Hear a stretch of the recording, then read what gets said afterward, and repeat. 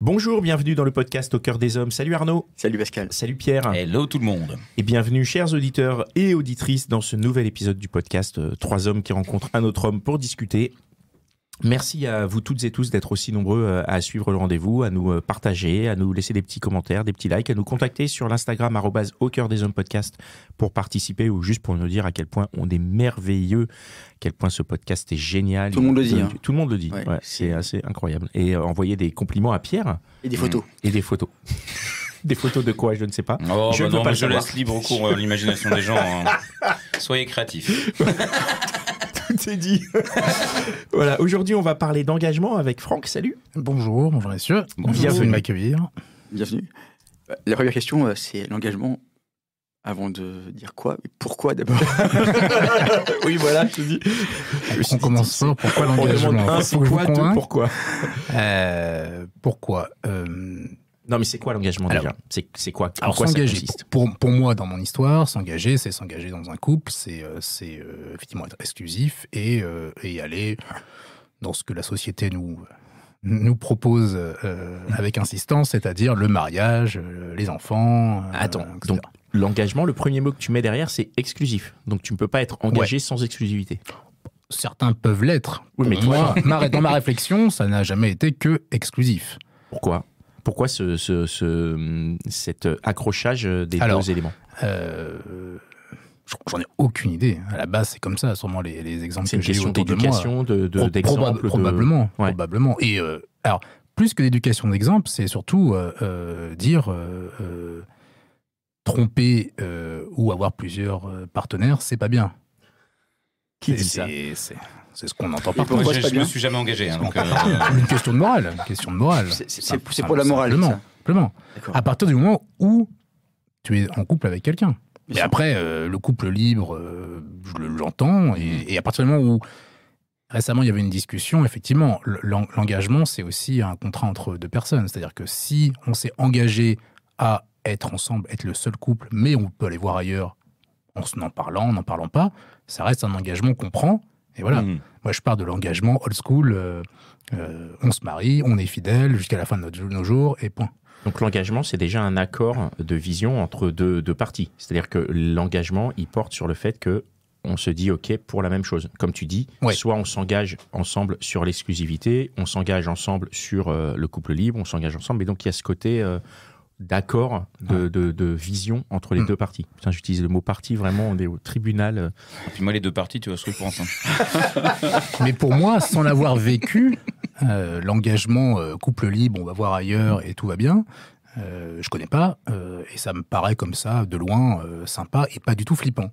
Contrairement à l'engagement, couple exclusif, mariage. Ça te paraît flippant? Alors, Et pourtant, c'est ça ce que a tu défends. été flippant. Ouais. Alors, c'est pas ce que je défends, non. Enfin, c'est ce que Non. c'est ce que tu pratiques. C'est ce que tu moi prônes, j'ai pardon. pratiqué, c'est ce que c'est ce que depuis mon plus jeune âge dans mes relations a été flippant.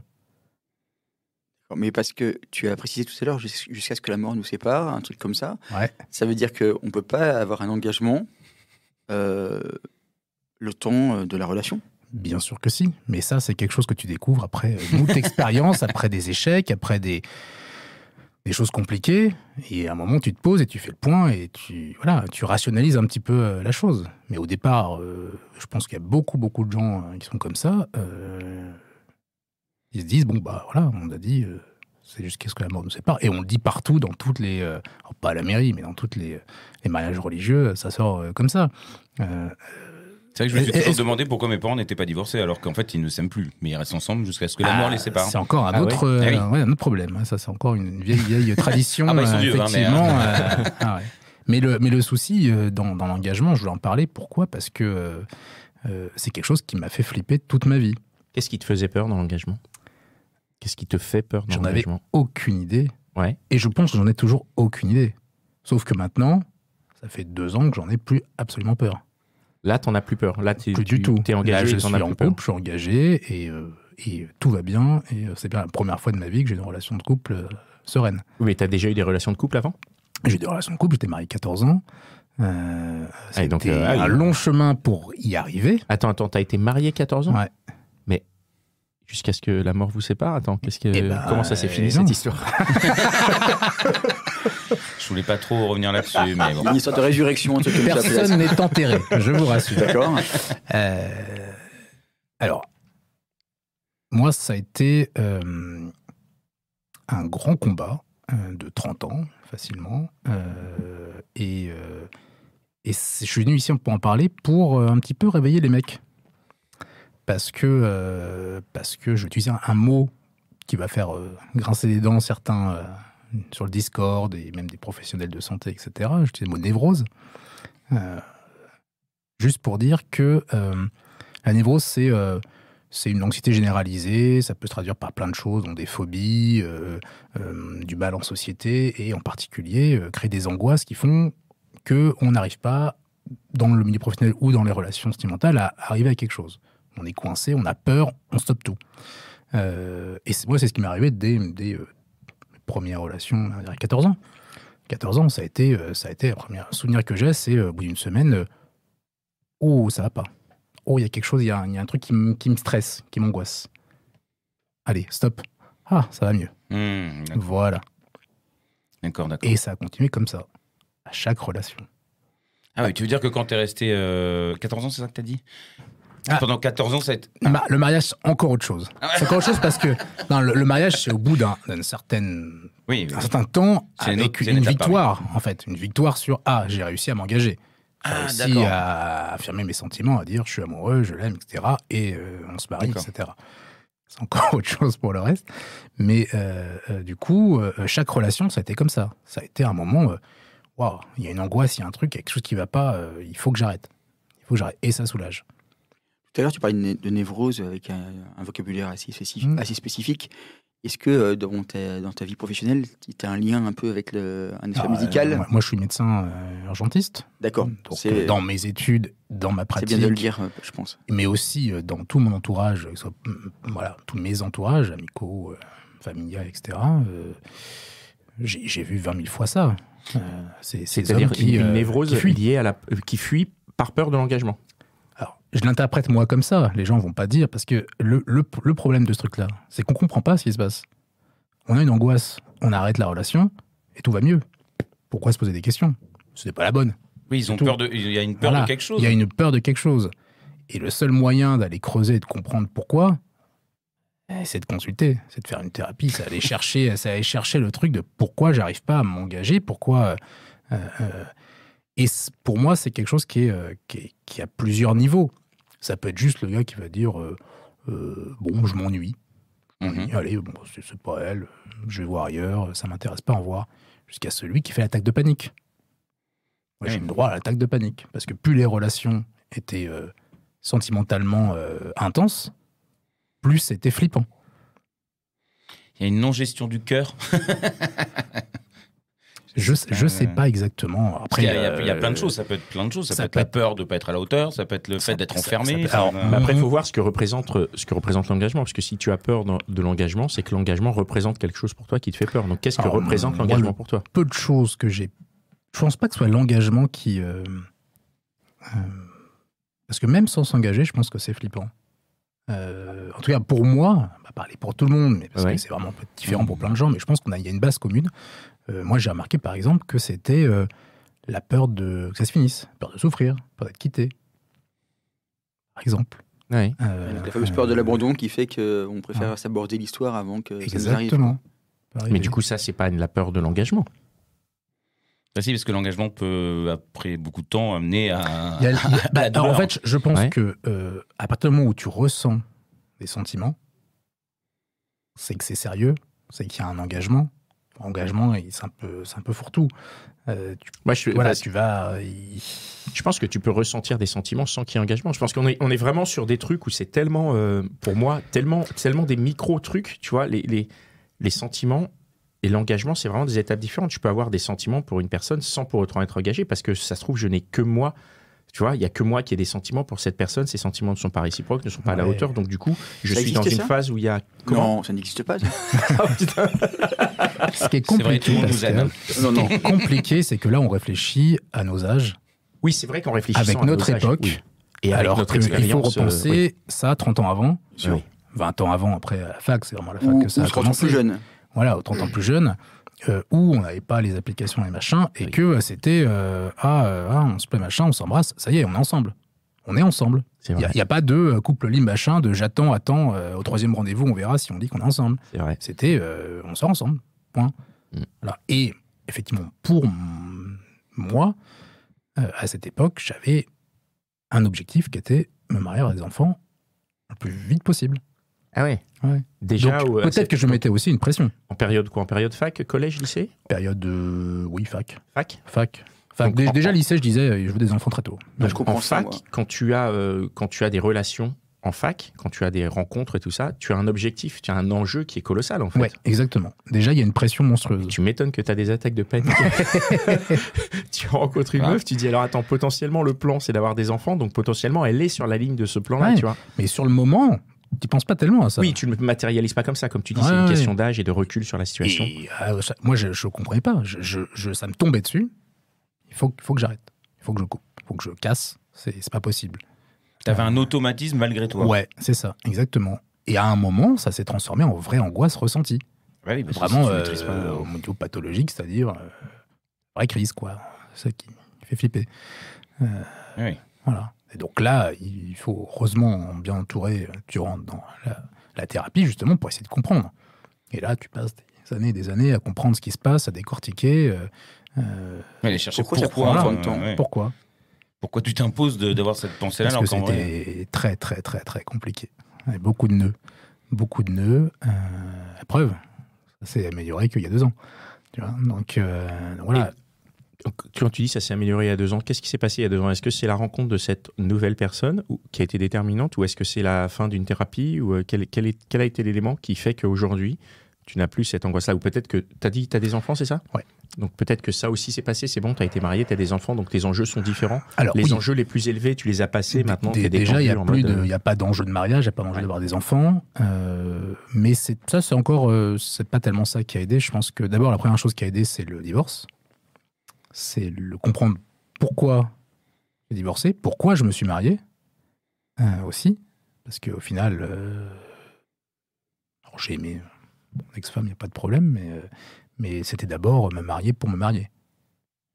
D'accord, c'était un mariage social un peu. C'était d'image un peu, parce que il y a une part de ça y est, d'image, c'est par rapport à ça y est, je peux me marier. Ça y est, j'ai trouvé enfin quelqu'un qui me fait pas flipper, avec qui je peux me marier. Donc parallèlement, il y a les deux, quoi. Il y a effectivement les sentiments, le machin. Pourquoi c'est si important le mariage? C'est quoi le truc? J'en ai aucune idée non plus. Ça, tu sais pas? Je sais pas. Mes parents sont toujours ensemble, heureux, très bien, pas de problème. Après, sociétalement, il y a la famille. La famille, j'ai jamais connu de divorce dans la génération de mes parents. Alors que ma génération, les cousins machin, pas la moitié qui sont ensemble. Donc. Je sais pas, tout le monde dit la société nous impose, etc. Mais je ressens pas l'impression que c'est venu comme ça. Ouais, bah on le voit pas forcément. C'est quelque chose qui est toujours. La société, quand elle nous met un certain poids, c'est juste des choses qui sont là. C'est pas des gens qui viennent nous dire oh là là, il faut que tu fasses ça, tu vois. Je pense pas qu'aujourd'hui on ait cette pression-là sur des schémas. Quand il y a tellement de contre-exemples de tout ce qu'on a pu entendre, etc., quand on était gamin. Il y en a moins, c'est sûr. Voilà, aujourd'hui, il y a pas un modèle de couple qui est pas plus ou moins acceptable ou accepté ou entendu ou déjà vu, quoi. Bien sûr, mais après la question du mariage, c'est quel poids la société fait peser sur ça? Est-ce que vraiment on nous incite à nous marier? Moi, je me rends pas compte, je suis pas du tout, j'arrive pas à m'en saisir, et peut-être aussi de mon âge aussi plus avancé. Peut-être qu'à 20, 25 ans, tu ressens plus ce poids-là aujourd'hui aussi. Toi, tu le ressentais à l'époque. Enfin non, c'était juste toi. J'avais pas de poids. C'était mon objectif. Je voulais. Il fallait que je me marie, parce qu'il y avait... est-ce que j'étais très romantique? Parce que, voilà, c'était beau, ça me paraissait une preuve d'amour importante. Comme je pense toujours que... Pareil. Comme je pense toujours que dans un couple, faire un enfant... Tu vois quelle facture? La facture du mariage ou la facture du divorce? Ça reste un truc ultime. Toutes. Et de toutes ces années passées ensemble, ça coûte cher. Alors, c'est amusant parce que tu parles de l'idée que de faire un enfant, c'est pareil, c'est aussi une valeur, etc. Je me souviens que très jeune, genre vers 16 ans, je voulais être papa. Avant même d'avoir rencontré la maman, quoi. Ah ouais. Voilà. Et c'était quelque chose d'important. Donc j'entends bien ça. Tu vois, en termes d'engagement, je trouve que faire un enfant, c'est beaucoup plus engageant que se marier. Totalement. Je suis d'accord. C'est pour ça qu'aujourd'hui, je te dis, ça reste encore pour moi un peu l'objectif ultime, la preuve d'amour, le but, je sais pas, le vrai partage dans un couple, c'est de faire un enfant. Ouais. C'est d'avoir envie de faire un enfant, de créer un être et de s'en occuper, etc. Le mariage, ça reste c'est une belle image, c'est un beau tableau, c'est romantique, je te prouve devant tout le monde que je te choisis toi. Pour toujours. Pour toujours. Et quand tu fais un enfant aussi, tu le prouves devant tout le monde. L'enfant, il est là dans la poussette. Mais ça concerne l'enfant. À part quand il tombe. Ça suffit, Pierre. On avait dit que tu le dirais pas. Pardon, excuse-moi, j'ai jamais eu d'enfant de toute façon. Ça concerne l'enfant. Ça concerne pas le le montage ou pas. Ok, donc ok. Non, mais c'est hyper intéressant parce que moi, j'ai jamais eu. Je me suis jamais projeté là-dessus. Après, on a tous, comme tu dis, des névroses. Tous des névroses, ça c'est sûr. Tout le monde a ses trucs. Je me suis posé des tas de questions, mais je me suis jamais dit. J'ai envie de me marier, d'avoir des enfants, ou d'avoir cette notion de beauté du mariage aussi. Bon, après, moi, par contre, mes parents se sont très rapidement engueulés. Des engueulades comme beaucoup de parents vont, hein, mais avec mes yeux d'enfant, pour moi, c'était des grosses engueulades et c'était pas de l'amour. Ça ne représentait pas l'amour. Et pourtant, ils étaient mariés. Et pourtant, ils étaient mariés. Puis à ce moment-là, quand ils s'engueulaient beaucoup, c'est le moment où ils s'aimaient beaucoup. Après, quand ils ont arrêté de s'engueuler, c'est le moment où ils ont compris qu'ils s'aimaient plus. Donc, Ah oui. Oui, donc du coup, tu as du mal à voir la beauté dans le mariage, toi. Ouais. Et je me suis même pas dit, c'est pas bien de se marier. Enfin, tu vois, c'est la même chose, la question. Mais finalement, le mariage, en dehors du mariage, parce que moi, ça a commencé, effectivement, j'avais pas l'idée de me marier avec la personne. Je me disais pas, tiens, j'ai rencontré une fille à 20 ans, on va se marier. Non, c'est déjà arrivé à avoir une relation, se voir régulièrement, profiter, juste profiter à cette époque-là. Tu vois, et finalement, les gens n'arrêtent pas parce qu'au moment où ils arrivent au mariage. C'est ne serait-ce que déjà passer du temps régulièrement avec l'autre personne. Au bout d'un certain temps, pourquoi pas habiter ensemble. Mais tu n'es même pas obligé de te marier, tu n'es pas obligé de te paxer, tu n'es pas obligé d'avoir des enfants. Mais on entend énormément d'histoires depuis Gentilhomme, Discord, tout ça, ça se passait très bien, tu vois, il me dit, on s'entend bien, et puis 2 semaines après, hop, c'est fini, je me casse, en fait, je suis pas prêt, etc. Plein d'excuses, des plus petites aux plus énormes, mes parents sont malades, faut que je m'en occupe, je peux pas m'occuper de toi, un truc comme ça, qui sont pour moi des excuses. Une fuite, une fuite totale de, en fait, t'es juste flippé. Alors, je généralise pas, évidemment qu'il y a des gens qui sont très clairs avec eux-mêmes, qui savent que c'est pas toi, point, ok, je flippe pas du tout, juste j'ai pas envie, point, ok, pas de souci. Mais dans toutes les histoires qu'on m'a pu me rapporter, des copines, la famille, etc. Comment on fait pour dépasser ce flip alors de l'engagement Faut d'abord comprendre qu'il y a un problème. Et lequel? Voilà, parce qu'à un moment, tu dois forcément te demander pourquoi je flippe, pourquoi j'ai une angoisse, pourquoi... et de quoi tu as envie? Tu as envie de continuer comme ça, ou tu as envie d'arriver à avoir une relation qui va pas forcément durer, mais tu sais pourquoi. Tu sais pourquoi, en toute sérénité, tu vas dire, voilà, c'est pour ça que ça ne peut pas continuer. Ou c'est pour ça que ça va continuer, et avoir peur des sentiments, ou pas. Est-ce que dans l'engagement, il y a une forme un peu de relation inconditionnelle? Est-ce que c'est un moment où tu te dis, en fait, quoi qu'il arrive en face, parce que tu parlais des gens qui zappaient trop vite quand il y avait le moindre problème. Est-ce que l'engagement, c'est se dire en fait que l'amour qu'on a, il est inconditionnel et que quoi qu'il arrive, on va tenir coûte que coûte? Inconditionnel, non, parce que tu ne vas pas tout tolérer. Mais je me dis que s'il y a des sentiments, ça ne peut pas s'arrêter comme ça. Forcément une discussion, il y a forcément la communication pour essayer de comprendre ce qui se passe. Est-ce que ce qui fait pas flipper, ce qui fait la différence, c'est s'il y a des gens qui laissent les choses se passer. Les gens ne se posent pas les questions. Tiens, je fais ça, je vais faire ça, mais en fait, ils se disent pas, tiens, ça peut bien ou mal se passer. Et il y a ce laisser aller que parfois on n'a pas. Moi, je sais que dans les relations, quand j'étais gamin, c'était un truc qui m'angoissait vachement parce que je me posais beaucoup de questions sur moi, plus que d'ailleurs me poser des questions sur la personne qui était en face. Tu disais, ouais, mais toi, est-ce que je suis à la hauteur? Qu'est-ce que les autres en pensent? Enfin, il y avait vraiment beaucoup de questions qui étaient inutiles, des trucs qui servent à rien. Mélangé à tout ça, moi, il y avait effectivement le manque de confiance. Qui je suis, qu'est-ce que je fais là, que pensent les autres de moi, que pensent les autres de ma copine. C'est très important. Pourquoi c'est important? Pourquoi c'était important pour toi? C'est toujours pareil, je ne peux pas t'expliquer pourquoi. Et je rencontre qu'il y a beaucoup de gens pour qui c'est important. L'image qu'on renvoie de soi à travers les gens avec qui on me relationne. Et puis quand on est jeune, oui, c'est encore plus marqué. Ah. Mais après, Est-ce qu'elle va plaire? Est-ce qu'ils vont la trouver jolie?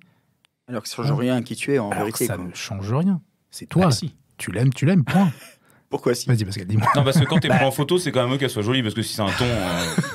Mais non, mais sans aller sur le physique, mais je plaisante, évidemment. Si ta copine, elle est débile, bah on va se dire, t'es débile, tu sors avec une meuf débile, donc ça va changer le jugement des autres sur toi. Ça ne change pas qui tu es. Je pousse le raisonnement à l'extrême. Alors tu parles de physique, c'est pas joli ce que tu dis quand même. Excuse-moi, le mec qui commence à me faire une leçon, genre en mode non, pas de physique et tout. Par contre, si elle est con comme un balai. Non, mais attends. Déjà quand t'es amoureux, quand t'es amoureux de ça, effectivement, il y a ce truc qui disparaît de toute façon, de savoir si la personne est intelligente ou pas. C'est la personne est merveilleuse à tes yeux, c'est tout. Non, mais je comprends. Mais si elle est merveilleuse à tes yeux, mais qu'en fait, aux yeux de tes potes, c'est ça qui fait que tu peux avoir du peur avec l'engagement parce que ta vision n'est pas la bonne. Mais si, ça change qui tu es aux yeux des autres. Ah, mais ça change pas qui tu es. Ça change que le regard des autres. Ça les concerne. Oui, mais qui tu es selon certaines étapes de ta vie, évidemment. Moi, je pense que jeune, qui tu es aux yeux des autres, ça a presque plus d'importance que qui tu es réellement pour toi, tu vois. Donc mais ça ne change pas qui tu es, ça t'impacte par contre. Quand t'as 15 ans, franchement, t'es en train de te construire. Tu ne sais pas que ça change pas qui tu es, tu crois que ça change qui tu es. Donc, bien sûr, nous, on a tout mon propos de vieux. Oui, c'est ça, nous, on est vieux et on sait que effectivement aujourd'hui, ça change pas qui tu es. Et je pense que j'assumerais tout à fait d'être avec une meuf débile, tu vois, par exemple, ce serait hyper drôle. Mais plus que ça change qui tu es, je pense que c'est surtout est-ce que je vais être rejeté par mes amis. Oui, mais quand t'es ado, on va se mentir. Est-ce que je vais être obligé de choisir entre eux cette nana parce que mes potes, ils l'apprécient pas, etc. Ils l'ont pas validé. C'est vrai que ça, c'est une grosse angoisse. Je vais morfler, alors autant en finir tout de suite. Parce que moi-même, j'ai un doute, et c'est même moche parce que tu doutes même de ta nana, en fait. Mais jusqu'à quand tu l'as fait de tes amis, tu doutes de tout le monde. C'est vraiment une angoisse d'ado et de jeune adulte. Ça peut durer, ça. Ah, ça peut durer, Ça peut durer. Moi, je sais que j'avais ces angoisses-là aussi. La preuve, ça a duré après. Après, quand j'ai divorcé et que je me suis remis dans les relations, au départ, j'étais toujours perdu. Tiens, est-ce que j'ai des sentiments? Mais est-ce que oui? Est-ce que non? Qu'est-ce que je veux exactement? J'en sais rien. Jusqu'au moment où on se rend compte que...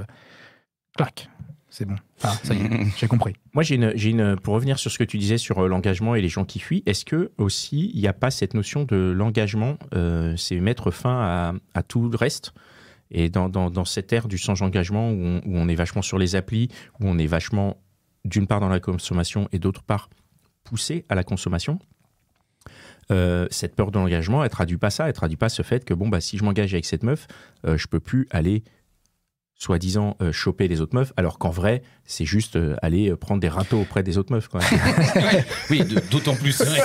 C'est encore plus vrai actuellement avec finalement l'offre commerciale, exactement, pas d'autre mot, qu'on a, mais déjà avant, tu peux te dire, tu peux être inquiet parce que tu dis, mince, elle me plaît bien celle-là. Waouh, elle est canon, et machin, oh là là, il se passe quelque chose. Ah mince, mais je suis pris à côté, et il y a un conflit en plus, encore qui arrive. Qu'est-ce que je fais? C'est que t'es pas clair sur tes sentiments, c'est que t'es encore un peu jeune, t'as beaucoup de libido que tu sais pas gérer. Voilà. Maintenant, et depuis pas très longtemps, encore une fois, je sais que oui, elle me plaît. Oui, elle est très sexy. C'est sûr que je m'éclaterais. Okay. Mais je la connais pas. Après, je vais regretter en 2 minutes. Je sais, ça m'est déjà arrivé sans être en couple, trompé, quoi que ce soit. Juste faire du sexe avec une nana. 2 minutes après, c'était... Merde, c'est vachement décevant en fait. J'ai pas envie de me barrer là. Donc, envie de câliner, pas rien. Ça n'a servi à rien. Voilà. Tu profites même pas du plaisir sexuel que t'as pu avoir. Après, il y a aussi cette chose de savoir ce qu'est un sentiment. Quand t'es ado, tu sais pas ce que c'est un sentiment. Donc tu dis, bon, quand t'es ado, ton sentiment, c'est que t'as la trique et tu dis, hey non, mais c'est ce qu'on dit. Après, t'apprends ta libido, tu dis, ok, bon, ça, c'est un autre truc. Voici Pierre Rimbaud. Non, mais c'est très difficile. Non, mais c'est vrai. C'est très difficile, même adulte, d'arriver à distinguer les vrais sentiments de l'euphorie, l'emballement de la rencontre. Aussi, oui, totalement. Et il faut mettre un peu quelques temps pour arriver à faire la part des choses. Et tu peux te faire avoir comme ça alors que t'es dans une relation, avoir cette espèce d'euphorie, d'emballement pour quelqu'un d'autre, et tu te dis, bon, je vais aller vers ce qui est le plus euphorisant. Voilà. Après, il y a des gens, j'ai un ami à moi qui... toi aussi, t'as deviné. qui est très euphorique souvent, très très souvent, donc du coup, il sait pas trop, j'aimerais qu'on parle de ça pour lui, quand même, pour l'aider. Et du coup, il a jamais trop su vraiment s'il fallait avoir des sentiments pour juste une personne ou toutes les personnes en même temps. Bon... c'est je lui dis bonjour. Courage à lui. Non, mais c'est difficile parce que c'est vrai que enfin, je sais pas, c'est des trucs. Après, avec l'âge, effectivement. Avec l'âge, avec les erreurs que tu fais. Oui, puis quand tu t'es pris 2000 râteaux aussi, tu dis ah ouais, je comprends. En fait, mais je suis même plus mal déjà. Non, je pense que ce qui aide le plus, c'est surtout le manque. T'es avec quelqu'un d'autre, machin, tu dis mais en fait, je pense qu'à l'autre. Oui. C'est ça. Oui. Et c'est le risque de tout à fait. jamais pouvoir récupérer celle vraiment qui te plaît. Et là, tu fais. Bon. Mais après, il y a certains qui vont te dire c'est parce que tu l'as pas, que finalement elle te manque et que tu as envie de retourner. Et qu'une fois que tu l'auras. Ouais. Alors, ça, ça a attiré ses copains à moi, ça, raconte-moi.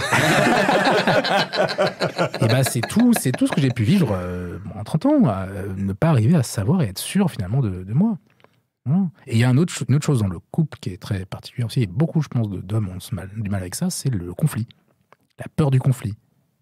Et ce qui crée du fait que tu ne discutes pas, tu t'engueules pas un petit peu, et tu te dis, je m'en vais, parce qu'en fait, autant casser, parce que ça me fait flipper, on n'arrête pas de s'engueuler, machin, alors qu'il suffirait juste de discuter, de s'engueuler un petit peu pour dépasser les problématiques.